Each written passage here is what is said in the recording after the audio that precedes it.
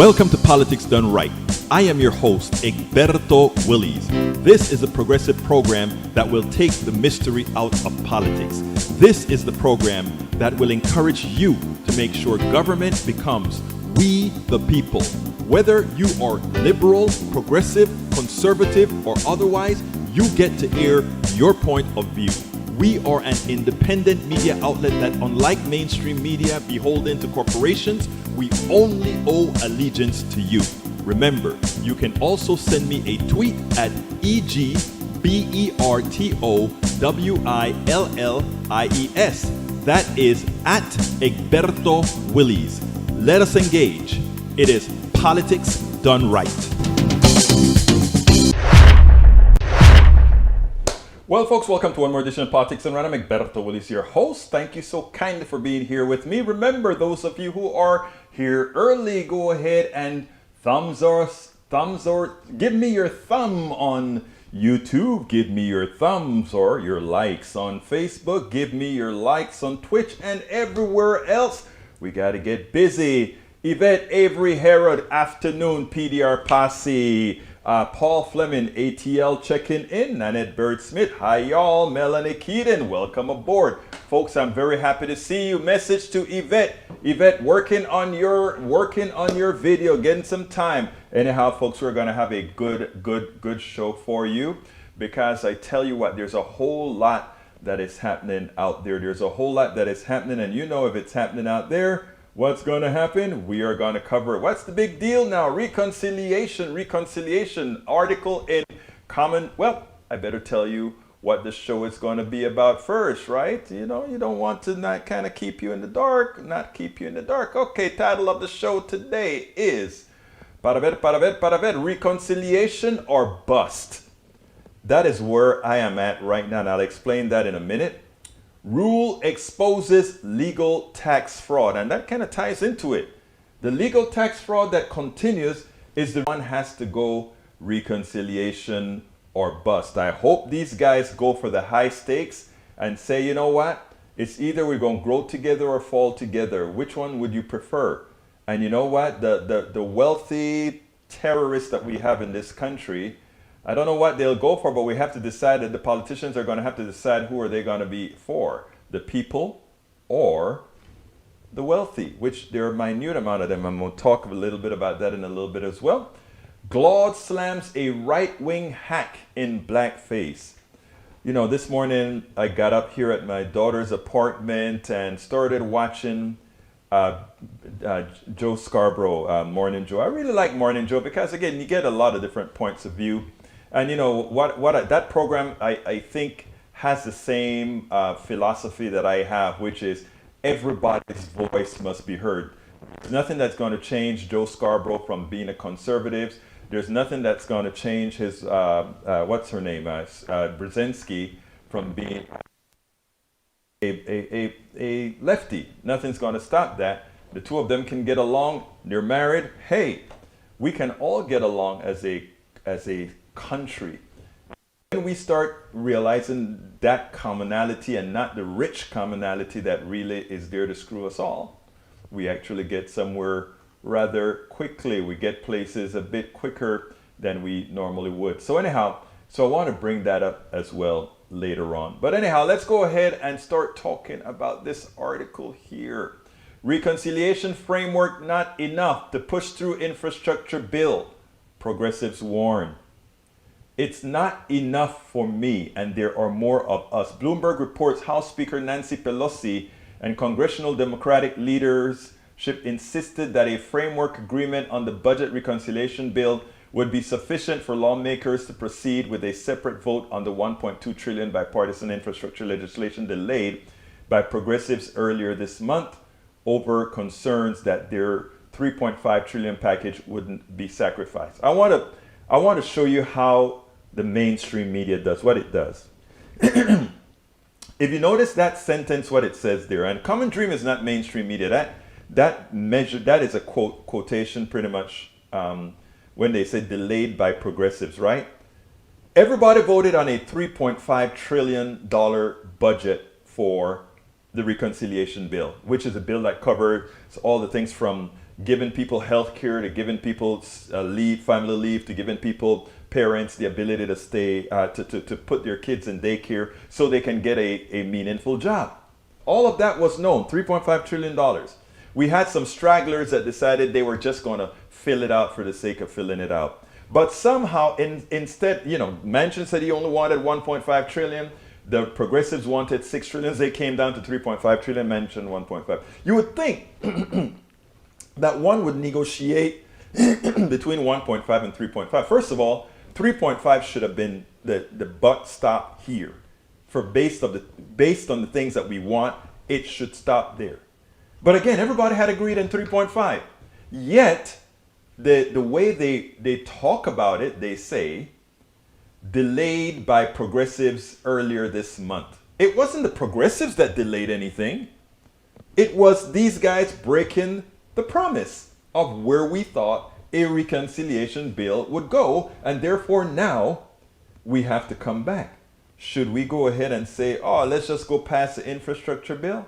No, absolutely not. And there are reasons why we don't want to do that. So the reconciliation framework must go. Now, CNN chief congressional correspondent Manu Raja tweeted that after Pelosi pushed back on progressives' demands that a larger bill must pass the House first before they agree to vote for infrastructure, Jayapal asserted that a framework was unacceptable. Our members don't want to do that, Jayapal said. Of the Congressional Progressive Caucus she chairs, they don't want to do it. Pressed if she would vote against the infrastructure bill absent anything more than a framework on the larger bill, Jayapal told Raju that at this point, there are dozens of our members who are in that place. And I asked those members, stay in that place. All or nothing. And let me explain the reasons why I'm saying this. Every time we have bills, let's go as far back as the ACA, Obamacare. Every time progressives push and say we need this because, and we've always been right, okay? We've always been right. We have absolutely always been right that what they were supporting would not suffice. We were right with the ACA. We have been right with supporting drug programs. All these things we've been right. We know what we're talking about. But we told during the ACA that keeping the private sector involved without a backstop, meaning without a public option plan, will do nothing to reduce the costs of health insurance to the American people. And we were absolutely right. We were also talking about not allowing the pharmaceuticals to get away with not negotiating on prices. It wouldn't work. We gave up on all these things. We allowed them to take out the public option. And it cost the middle class millions. They said, oh, we will revisit it in the future. Yes, we will revisit it in the future. We are always asked to compromise for that group, that group that, if we compromise, they're fine because they're not in dire straits. They don't need that health care. They have good corporate insurance. They don't need to have their kids somehow in daycare because they can afford the daycare given the salaries that they get and given the menial salaries many of the people we represent are getting. Not that their work is worth the menial salary, not that their worth is that of the menial salary. What it is that we simply protect a few. And they want us to sit back and just say, okay, it's all right. We'll just give it to you this time and wait for the next time around. Have you, let's see, Cindy Stiles, hi from San Pedro, California, welcome aboard. As well as Deb Denny, have you ever discussed a transaction tax system for more tax equality? Those are things that are great. Especially, let's talk about that transaction tax, Deb, and I'll tie that into what we're talking about because That was an interesting point that you just brought out here. Transaction stack, I think you're talking about with in the market system trend. In other words, for every single execution of a trade on Wall Street, that there's a small transaction paid. Why not? It is making transactions on Wall Street is just moving paper around where you can make a lot of money or you lose a lot of money. But most of the times, because the stock market has a bias towards growth, most of the times you're making money. So yes, just like we have transaction taxes for a lot of things, why not have a transaction tax for every stock trade that you have? And what does that do for you? That is able to bring in a whole lot of cash from our capitalist system. Then we can say there's some justification. Then finally, paper pushers can be said to be doing something positive for society because we are skimming money from people who are getting money from doing nothing. So yes, I agree with that. That is something that we should be doing. That's a tax that we should be charging. That transaction tax that you're talking about. Any other taxes that you think we should talk about? You know, the other thing is that the tax that's the billionaire tax. It shouldn't be called a billionaire tax or anything like that. That taxing wealth itself. They say, oh, we can't tax wealth. That may be unconstitutional. Okay. Let's play the constitutional game of taxing wealth. I want all of you who own a home to look at your home. That is your wealth. Look at your home. That's your wealth. Hello, Rose Williams. Welcome aboard. Look at your car. That's your wealth. Look at all the things in your backyard that you're paying a property tax on. Guess what that is again? That property tax is a wealth tax. So, when they come and they try to tell you, well, if we were to go ahead and apply a tax to the billionaires and on the wealth, what they like to call the unrealized wealth. Let me explain what that means. Let's say I buy a stock of IBM. I bought the IBM stock for $5. That IBM stock is now worth $1,000.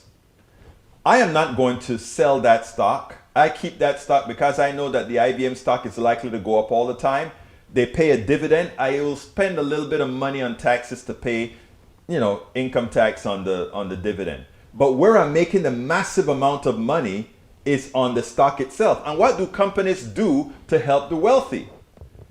If IBM has a huge year where they make a ton of money, do you think IBM is going to give that money out as dividends that's going to be taxed as income? No, because they've already paid off politicians to say capital gains is not income, but wages is income. But what is it? Dividends could be kind of an income. So you tax those, but capital gains, no. So the companies come to your defense. The companies say, okay, we're not going to disperse all these profits as income. We are going to buy back the stock. And since we've already found a way to hide all the profits we've made to pay zero, hello, Petition Queen, welcome aboard. Howdy y'all from Texas. May Wood, hello from Long Beach, California. So what they do now is they say, okay, we've already hidden our taxes as a corporation. Now, if we pay out those hidden taxes as dividends, our shareholders will have to pay more taxes. But if we buy back more shares from those who want to get out of IBM shares, those who keep the IBM shares, which are those professional investors, the capital gains on that go skyrocketing high. And that's why you see when you had, remember when they brought back the money from overseas, they repatriated money from overseas. The companies didn't give it out or put it into the economy. They bought back stock. Those stock raised in value. So those people got a tax break from bringing the money back.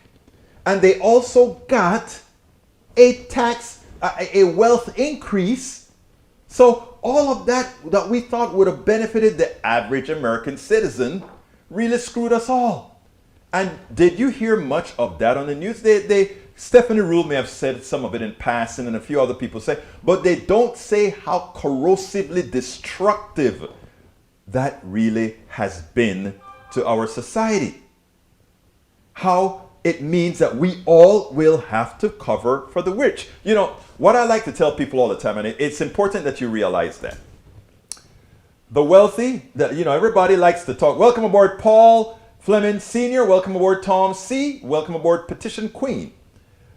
We like to talk about those people who are skimming the system. You know, they like to talk about the welfare queen. The welfare queen, if the welfare queen gets away with $500 or $600 a month, that is not even a fraction of a rounding error in what the rich get away with. Not even a fraction of a rounding error. What do they get away with? Well, they get away with appreciation of their stocks without ever having to pay taxes. But here's the other kicker that they do. They don't want to sell those stocks. And why don't they want to sell? Because they'll have to pay capital gains. Even though capital gains, the tax rate of capital gains, in other words, money you did absolutely nothing for, is less than the tax burden for somebody who goes out there and sweeps the floor, who goes out there and do all this work with their hands, with their minds. That person who sits on their butt at a pool and get those capital gains and capital gains realized, meaning they cash in their stock and they get the profit, they only pay a certain percentage on the profit, not as much as the 30-something% the average American citizen who made that kind of money would pay if they worked for it. So they don't pay that. So they don't have to pay that. We do. If you want to know what parasites look like, people like to talk about the wealthy somehow. They created money. Why penalize them for the things that they did? I want to make a categorical statement. Most of the wealthy, and this is not even up for debate. Most of the wealthy have not earned their wealth. And who has really earned their wealth? You have. You are the one who've done the work for the wealthy. You are the one who has made sure that the wealthy could skim your income and become wealthy on your back. Don't ever forget it. Don't ever sit back and believe.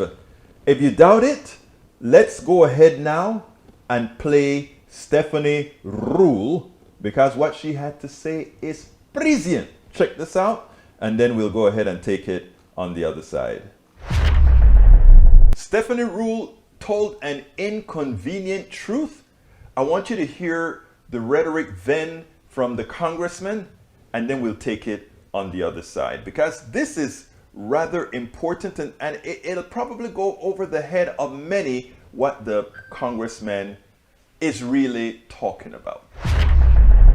One thing that jumps out to me is that estimates show we could raise $500 billion by taxing just 200 companies, a minimum of 15%, and less than 1,000 Americans. What does that say about massive inequality at the super top and bottom in this country right now? Well, I think you made this point very well about a few minutes ago about the fact that some of our companies who do business here and take advantage of our great law enforcement and our infrastructure don't actually pay anything at the end of the day, and that just doesn't make any sense. Everybody here pays something, and the idea that they're not even paying the minimum corporate rate makes no sense. So the 15% just adds up, and when people talk to me about it, that just is common sense. You know, I think we've got to figure out a way with all this to make sure we pay for whatever we put up, whatever we propose, because we can't just keep borrowing on the backs of our kids and our grandkids. And I hear that all the time. Like, we've just got to be smart about this, and people are really worried about our economy. So those are, but figuring out all those provisions, Stephanie, you know, are tough, as you said before. The details really matter. You want to make sure you don't craft something that suddenly a bunch of lawyers figure out how to work around it. That doesn't work either. So, you know, this is what we're working on and around the clock, but but it doesn't make any sense to me as we're in good faith negotiations, which we've been with across the spectrum for weeks, that we'd hold up a vote on our bipartisan infrastructure package, which is the roads, the bridges, climate resiliency, getting lead out of our water. It doesn't. Why would you hold that up, millions of jobs a year, while we're negotiating the other package? And that's really what's left a lot of us scratching our head. And frankly, back home, from whether it's hardworking men and women of labor or others saying to me, why are you holding this up? And many of us are asking our leadership, please just bring this thing for a vote. Let's get this done across the finish line. Let's get a win for the country here. And many of those same hardworking Americans are saying 15%, lawyers and lobbyists be damned. If companies have to pay just 15%, that's still a whole lot less than what you and I pay every day, every year. Congressman, are you kidding me? Why are we holding it up? We're holding it up because you cannot be trusted as not being a thrill for the wealthy and corporations. That's why we're holding it up. Yes, you get your infrastructure bill passed, the one that builds bridges, the one that does all these hardware things, and get all those corporations who just want to build these products because they make more money. But they find a way to put a stake in the heart of that which helps people socially, that which gives people health care, that which people gives all these things. You know why they scoff at that one? Because now that requires more taxes from those 1,200 people those 200 corporations and that 1,000 people, that just those two alone raise $500 billion. If that doesn't seem obscene to you, and understand why progressives are saying the fact that those people could have gotten away with not paying $500 billion in taxes because of the policies that all of you support, and that all of you are listening to their lobbyists, why you're not wanting to charge them. You don't want a tax on 100 millionaires except if they make 100 million after 2 years. I mean, it is preposterous to ask the question, why hold up the bill? They hold up the bill because they know you want the bill. And the reason why they will not vote, or they should not vote, they will not, I don't know what they'll ultimately do, but the reason why they should not vote on the infrastructure bill is that we know it's needed. We know you want it, and those same corporations that want to profit needs those bridges repaired. They need those ports repaired. They need those airports modified to handle bigger aircraft, etc. They need that, and they don't want to pay for it. They want tax dollars to pay for it. Okay, if you want our tax dollars to pay for that, then we need the tax dollars to pay to ensure that the people who are going to build these things have child care, to ensure that the people who are going to get sick who build these things have health care, to ensure that the old people who have worked for you in the past for more than you have paid them will have dental, ear, and eye coverage. You know, it's sort of a two-way street. Not all the time should we transfer all the wealth to the top. And all Democrats who are not seeing that, all Democrats who are holding out right now, let's get the deal done, whatever they are willing to pay in order to get the hardware infrastructure bill passed. Okay, make the deal for that. And then in 2022, let's rid ourselves of the scab that remains on part of the party. We've got to get rid of the scab, because I tell you what, the constant pilfering, eventually just, look, yesterday we had Rose Williams, who spoke about the indentured servants, many of how they died. And she said that, and she made that important case that we elaborated on. And it's important for all Americans to realize that we are heading into the place of indentured servitude, even for those who are homeowners. Look, if you have a home, the banks have been putting out ads like crazy, trying to tell you, hey, you have that beautiful home.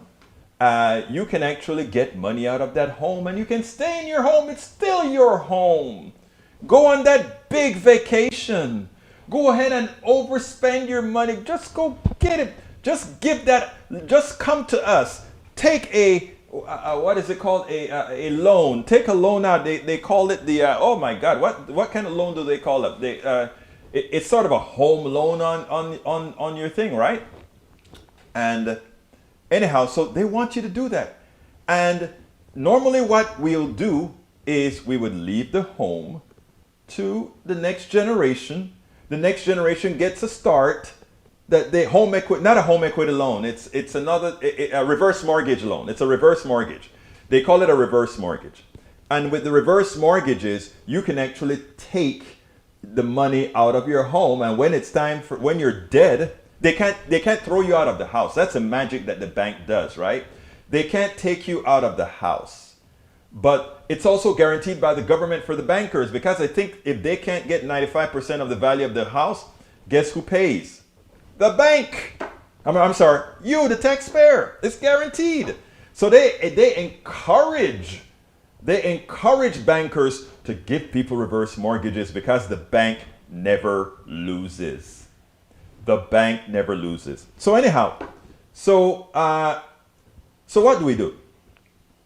A lot of people take out those loans. Look, if you've had no other recourse and the only thing you had was your home, and by God you wanted to stay in that home, a reverse mortgage may be your only option. I can get that.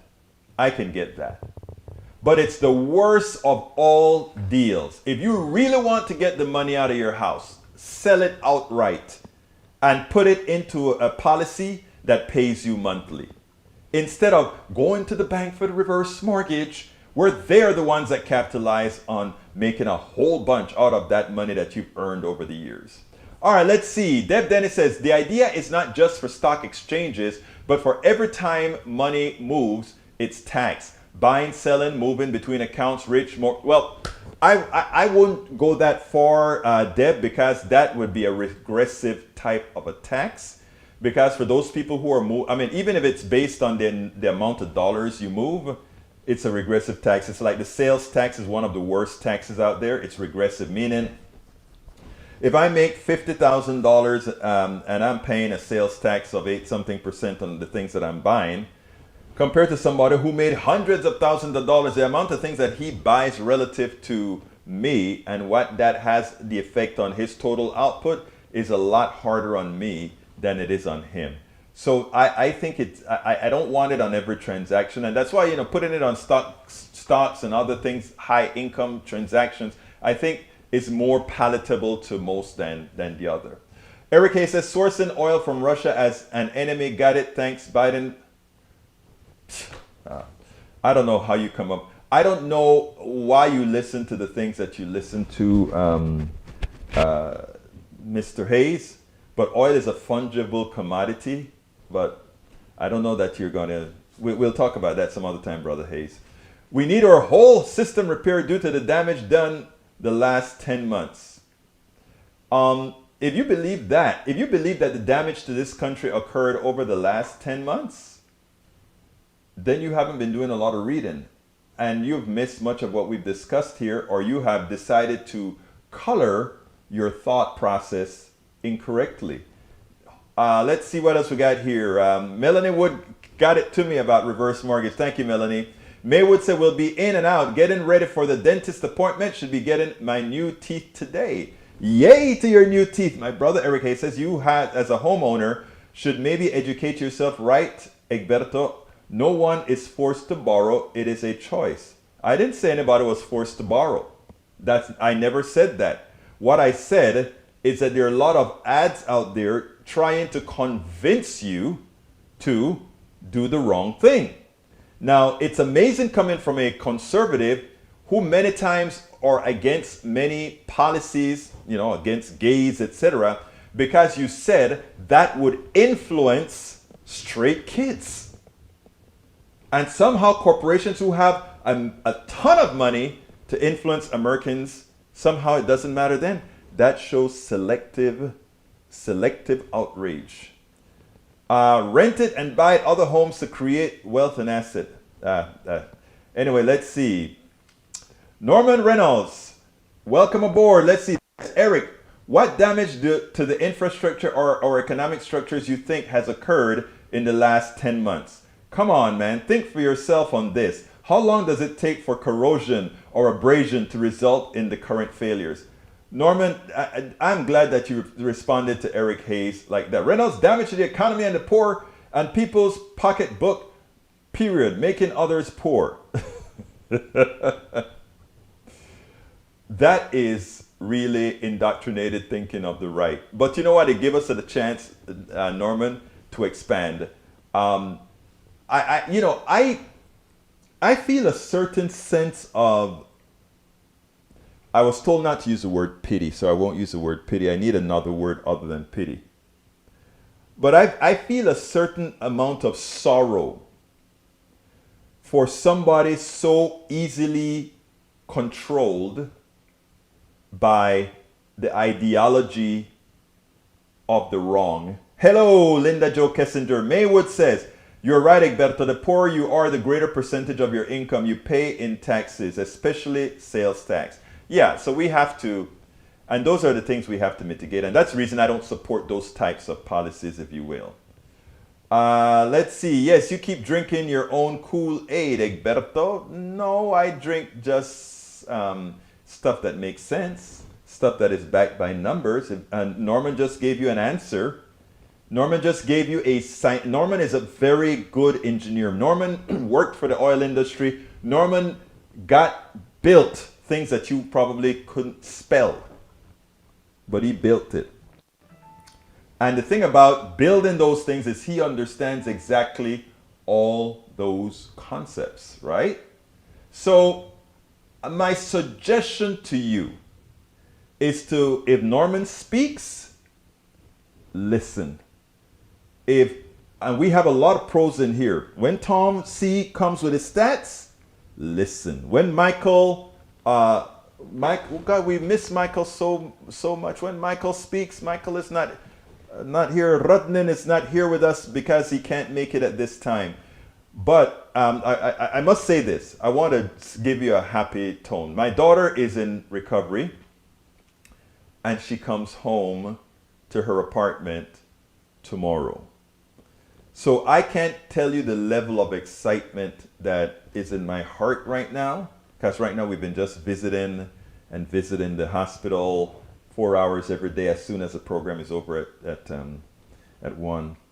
So I'm ecstatic, right? I mean, it's going to be a very long recovery, but I'm ecstatic that she's coming here and I can take care of her here. So that is just, my heart is swelling with, I am so damn happy. So damn happy. Anyhow, but Eric, like I said, I really urge you to listen to the things from a lot of people in the room. You notice they've all the progressives have been very welcoming to you, and they've been very measured in the way they speak about the misinformation coming from the right, much more so than on other progressive shows that I've seen.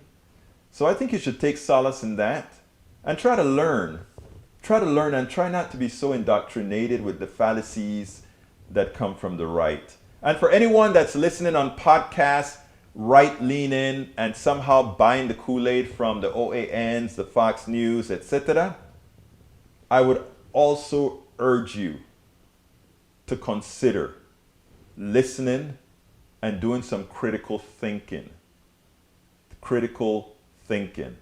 Melanie Keelan says, I'm happy for you, Linda and Ashley, a family reunited. Unfortunately, Linda is in Houston doing some important work, for the family.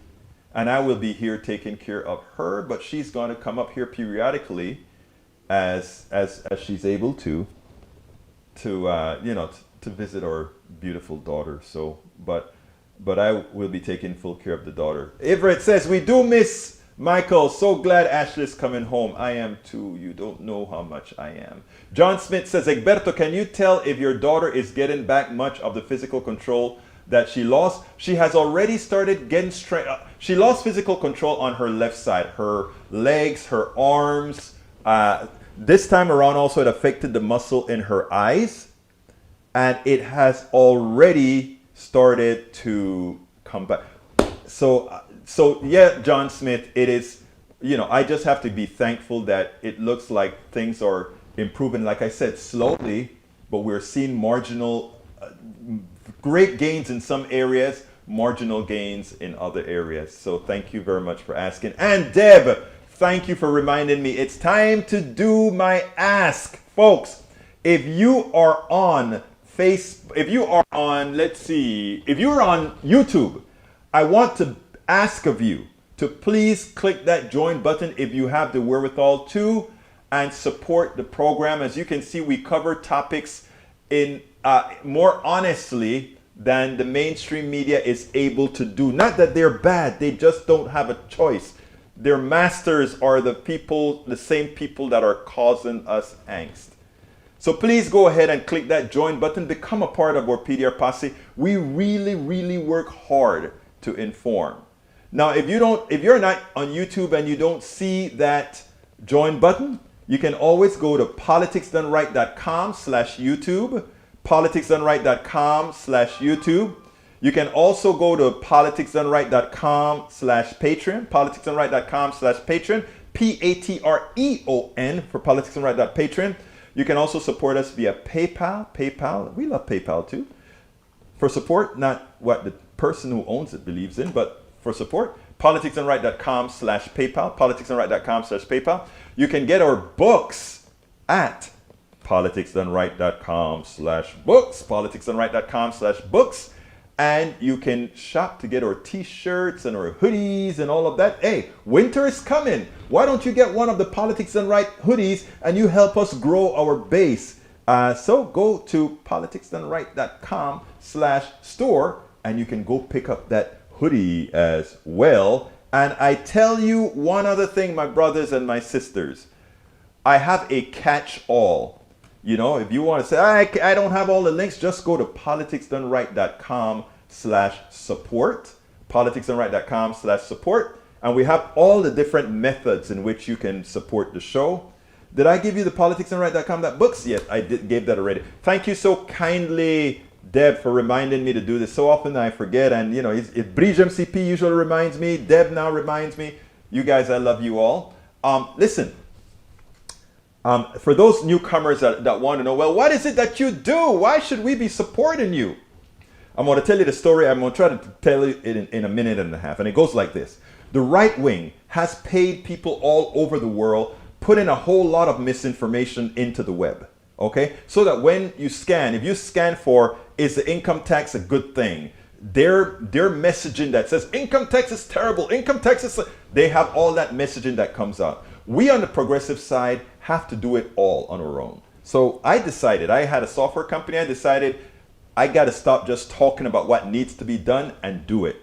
So after making a whole lot of adjustments, I decided to go full-fledged political activism. By the way, I was a political activist from back at UT in college, but I had to play the corporate role for a while and the business owner for a while, etc. Anyhow, now, what I do, I make several videos every day with our progressive slant on the news. I also write several blogs. So we do several videos, several blogs, articles, and of course I've written 3 political books as well. And the idea is to flood that website, the market, with this information so that people can see the truth. And I'm not talking my truth. I'm talking about the truth. And others are doing the same thing as well. A lot of small progressive people are trying to do this to make that difference, to help stop the slide into fascism, because people read all that stuff on the right. And that is what you are supporting when you support me. Just go to egbertowillies.com, politicsdoneright.com, theliberalnetwork.com. These are all places that I continuously put our writings and so forth. And by the way, for those of you who are here and who want to get a message out, this is your platform. And we want as many messages, as many progressive messages as possible. So if you have an article you want to put out there, send it to me. Make sure it is fact-based. Send it to me and I'll put it at one of our websites under your name if that is what you want. I never put other people's work under my name. Every now and then when I'm posting Tom Hartman's articles, I would forget to change the article, and someone would say, Berto, you didn't write that. Tom Hartman wrote that. And I'm like, yeah, I know. Tom's my buddy. He told me I could post it.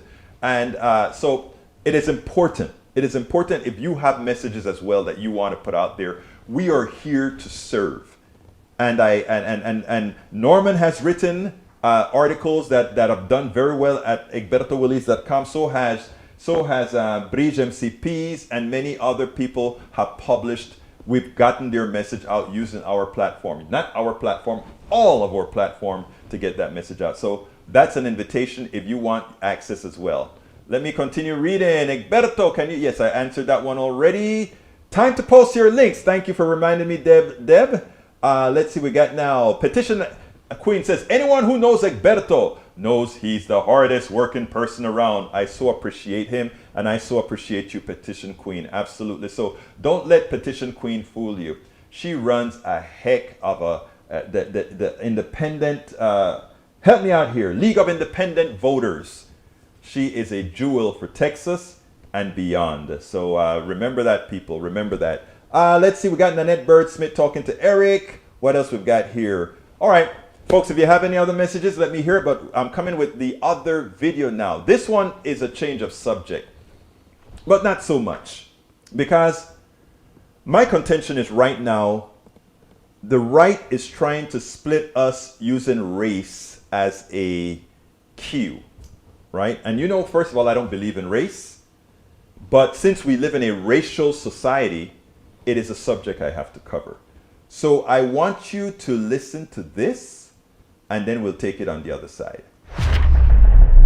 There was a debate today between two black professors on Morning Joe that I think we need to heed. And it's interesting because especially in these times where we know for a fact what the right is stoking, it is important to note what this particular conservative professor, John McWhorter, is doing. Check this out, and then we'll take it on the other side. The book doesn't read like what you're talking about. There's a sentence at the end of chapter 1 where you said they're coming after your kids. You know how that sentence lands. You know how that sentence lands in this moment. There's this throwaway line. There's this throwaway line at the conclusion of the book where you say that some of us are talking about why are you focusing on this when we can focus on January 6th and the insurrectionists. You call it a debate team feint. And now we know that the Stop the Steal is informing state legislatures across the country to try to disenfranchise voters of color. We've seen an uptick since 2008 of hate crimes. I don't know what you're up to. I don't understand the political work of this book in this moment. Because you come out of a tradition, I understand. But I don't quite get, because I'm reading this book and it doesn't match your rhetoric at all. It seems to be throwing kindling on the fire. If you say you're reading, I get the feeling you haven't finished it, because I write in the book exactly the sorts of things that I think would help the black community. It's a well, then you wouldn't have asked that question. It's a constructive book. And as for the debate team feint, I do think it's a debate team feint to say that I shouldn't have written that book or that it's about trivia simply because of what happened on January 6th. No, you said it was a debate team feint because it lacked institutional presence, because the woke racists have institutional footing and they can have an impact. You see no institutional footing for the physical violence that was, and then I point you to what state legislatures are doing. And then, so I don't quite understand the political work in this moment when we see that the FBI is talking about the greatest threat to the country are domestic terrorists and white nationalists. How this animates your project. This woke racism isn't taking over institutions such as the kinds that both you and I work in. If you don't see that, I don't understand how you can say that I am less concerned with the fate of black people and what black people do and what is thought of black people than you are. This whole woke racism is taking over institutions that are of great value to both of us. I'm not saying that problems aren't happening on the right, but to say, why am I writing this and what is my agenda? And maybe that's the implication, when what happened on January 6th is real too. No, it's a debate team feint. I should be just as concerned with this as somebody else should be concerned with things that are coming out of the right. Let me correct something first of all. It is true that there are some people in the, I don't want to call it the race game, but in that discuss race, that they try to overanalyze, over-academicize, if you will, the issue. Let me give an example, and I'm going to use sexism because I can speak to having been a sexist and having wronged a female in the rhetoric that I used and not realizing it, asked the female, hey, what is it that I said? And she said, you go research that on your own.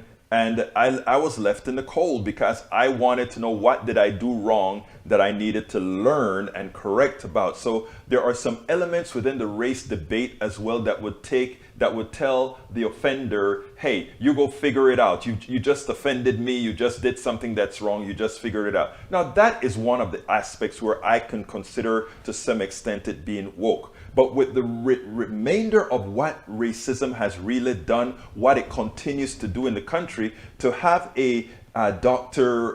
John McWhorter write a book on woke racism, how a new religion has betrayed Black America, it is then going to be used as the Bible to the racist right that says, look, even this black professor says that racism is woke, while we have all the hooded racists, and well, they don't even have to wear hoods anymore, out there saying, you will not replace us, while they go out there and make the entire rhetoric about critical race theory, not wanting Americans to know the truth of the ills and the sins that created this country based on, in fact, yes, racism, not only against black people, but against many others. Knowing the mistakes that we make is the solution to our problems, and it's not an attack on any one particular ethnicity. You know, from those who watch this program here, you know that I don't believe race is a real thing, but given that we live in a racial society, it is something that we have to explore and talk about in the context of what people actually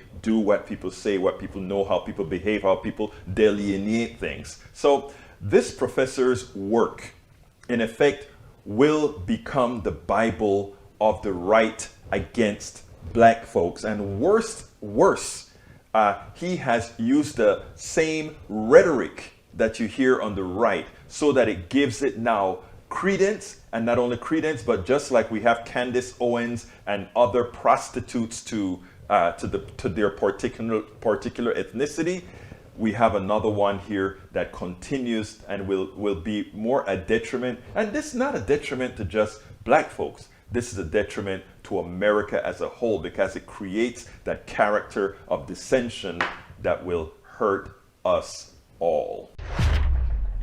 Exactly. He's nothing but a prostitute. And I mean, the wording that he uses in the book itself just shows that he's just a prostitute to the right. And the good thing for him is, okay, I got a black face, so I can say certain things that you guys can't say. You know, I don't believe that crap either. Anyhow, continuing, John Smith says, when will the political left realize they keep grouping people by outward physical aspects, then claim one group is a victim of another when it's not the case? John, I'm glad you're here. I really am, because I can actually point that out. That is a statement that the right likes to use. And I don't understand how they use that statement when you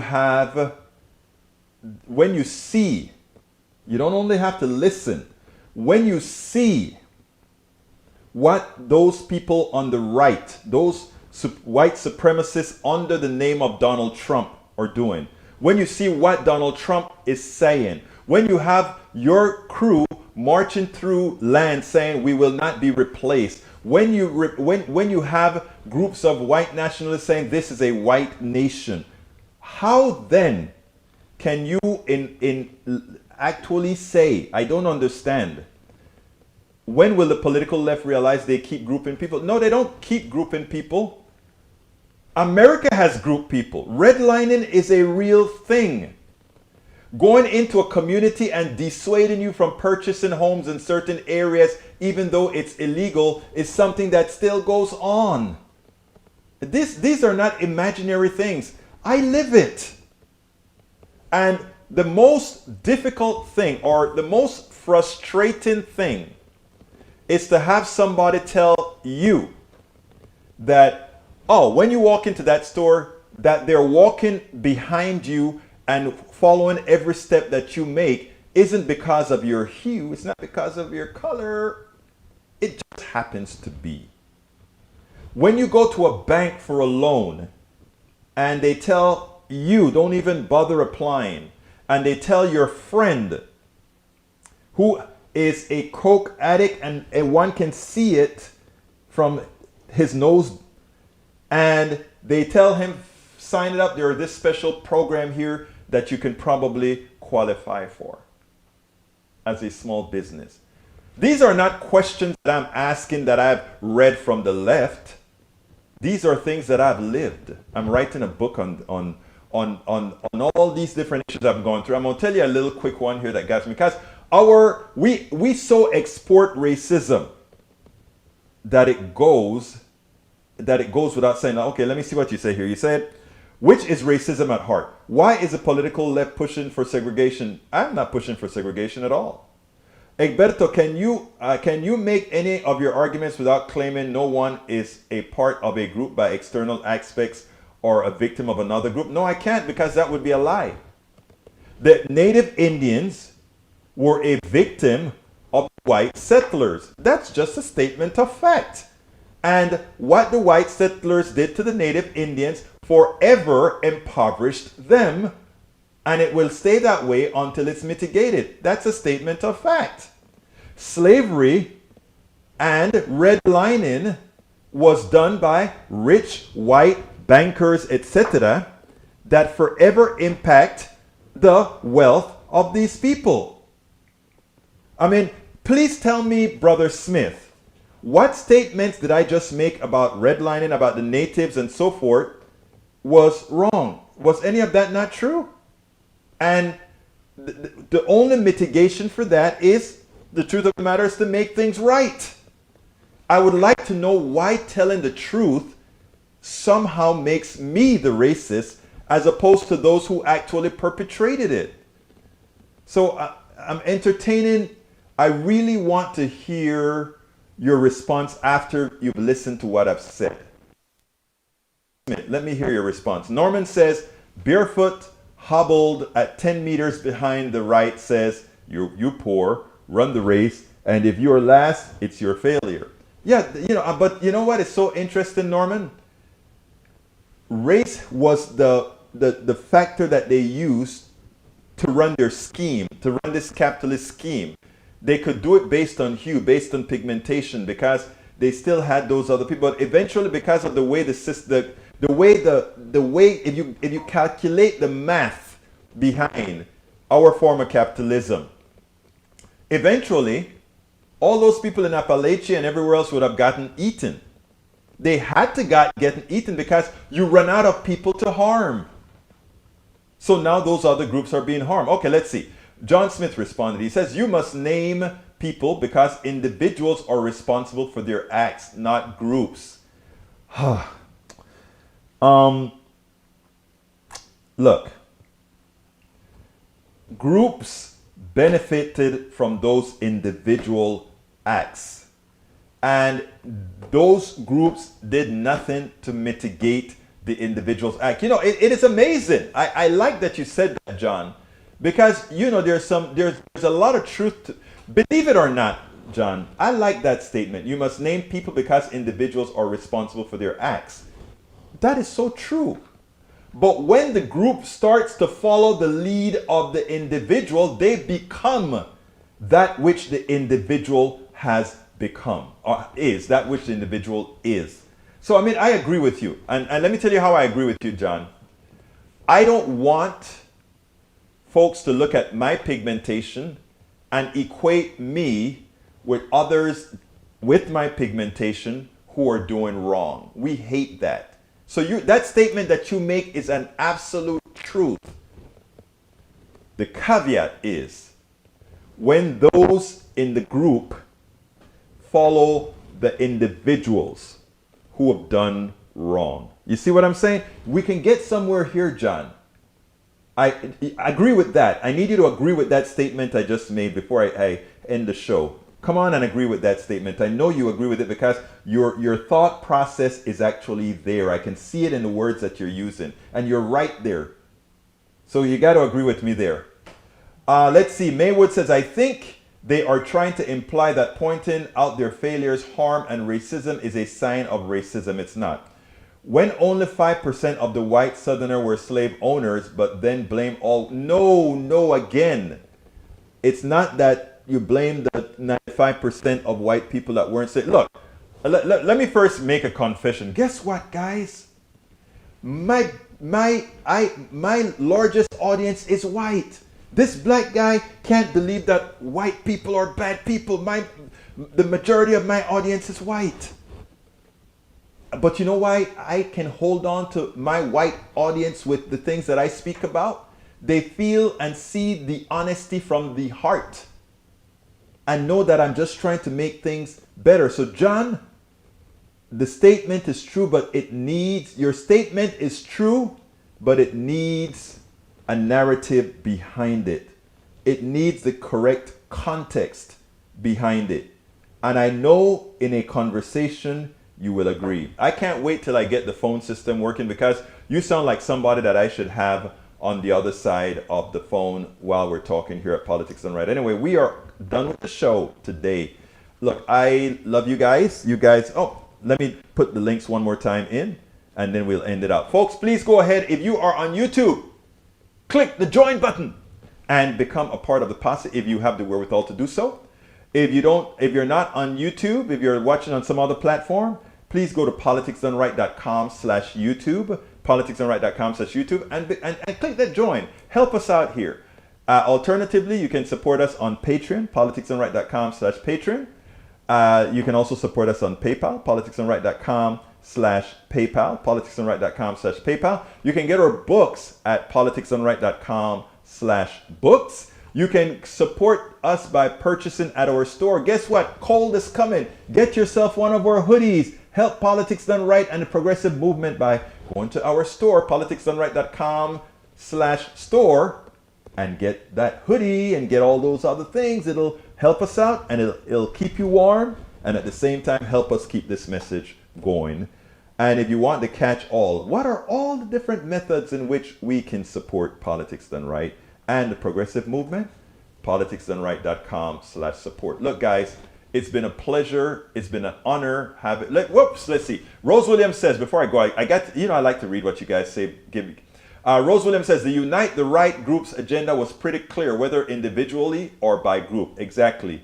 And Tom C says, unfortunately, racism is still America as apple pie. We still haven't reached to the point where everyone is judged only on the content of their character. Groups are also responsible for their acts. Thank you for pointing that out, sir. Maywood was replying to Norman. All right, got to get out of here. Look, folks, I thank you guys. I know you can be anywhere else, but you're here with me. I honor that. I appreciate that. Please share the program. Please give us that thumbs up on YouTube, that like on Facebook, Twitch, and on Twitter. Follow me at Egberto Willies. At Egberto Willies is my Twitter. My name is Egberto Willies. This is Politics Done Right, and you guys know how I end this baby. I am what? Out.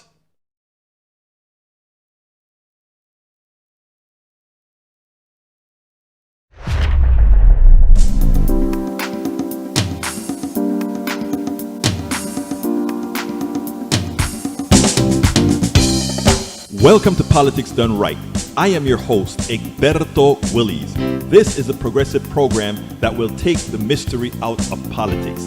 This is the program that will encourage you to make sure government becomes we the people.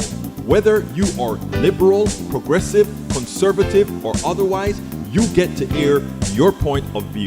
We are an independent media outlet that, unlike mainstream media beholden to corporations, we only owe allegiance to you.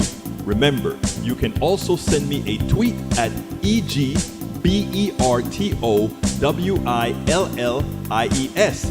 That is at Egberto Willies. Let us engage. It is Politics Done Right.